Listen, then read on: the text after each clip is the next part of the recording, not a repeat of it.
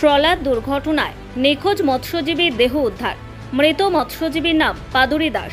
Trawler দুর্ঘটনায় 9 জন মৎস্যজীবীর মধ্যে 8 জনের দেহ উদ্ধার হয়েছিল, একজন নিখোঁজ ছিলেন। অবশেষে মঙ্গলবার রাতে জম্বুদ্বীপের কাছ থেকে এই দেহ উদ্ধার হয়। মৃত মৎস্যজীবীর বাড়ি কাকদ্বীপে শ্রী শ্রী রামকৃষ্ণ গ্রাম পঞ্চায়েতের কালীনগর এলাকায়। দুর্ঘটনার পর থেকে দীর্ঘ কয়েকদিন নিখোঁজ থাকায় উদ্বিগ্ন ছিল পাদুরী দাসের পরিবার। অবশেষে তার দেহ উদ্ধার করে নিয়ে আসা হয় কাকদ্বীপ হাসপাতালের মর্গে।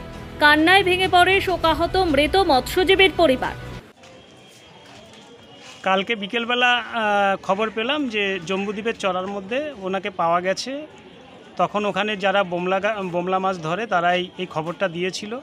দেওয়ার পর সেটা আমাদের প্রশাসনরা তো ওরা ওয়াকেবহাল ছিল এই কাজের জন্য, যে এই নিখোঁজ ব্যক্তিকে কিভাবে পাওয়া যায়। তারা আমাদেরকে যথেষ্ট সহযোগিতা করেছেন। আজকে সকালবেলা থেকেই ওনারা এই লাশটাকে ওখান থেকে তোলার জন্য বিভিন্ন রকমের যে কার্যক্রম করার তা করেছেন। করে সেই লাশটাকে দারিংনগর হসপিটালে নিয়ে যান। তখন আমরা খবর পেয়ে দারিংনগর হসপিটালের দিকে যাই, দেখি লাশটাকে ওখান থেকে যথারীতি বের করে নিয়ে আসেন একটা মেশিন ভ্যানে করে। তা ওই ড্রাইভারকে জিজ্ঞেস করা হলো যে এটা কি বললো যে উনিও বললেন যে লাশটা হারিয়ে গিয়েছিল, পাওয়া যায়নি। 9 জনের মধ্যে 8 জন পাওয়া গিয়েছিল, যে একজন বাকি ছিল। সেই লাশটাই আমরা পেয়েছি, আর এটা শনাক্তকরণ করবে কাকদ্বীপ হসপিটালে। তখন আমরা আবার ওখান থেকে রিটার্ন কাকদ্বীপ হসপিটালে চলে এসেছি। এসে এখানে শনাক্তকরণ করা হলো। ওনার ছেলেরা দেখেছে, দেখে যা কিছু মোটামুটি ওনার শরীরের যে একটা অঙ্গের যে বিষয় এবং গায়ে কী কী ছিল সবই সঠিক হয়েছে। এবং প্রশাসন আমাদেরকে যাতে তুলে দেয় তার জন্য আমরা আমাদের শ্রী শ্রী রামকৃষ্ণ গ্রাম পঞ্চায়েতে গিয়ে সেখান থেকে লিখিত দরখাস্ত করে প্রধানের সিগনেচার করিয়ে আমরা যথারীতি চলে এসেছি।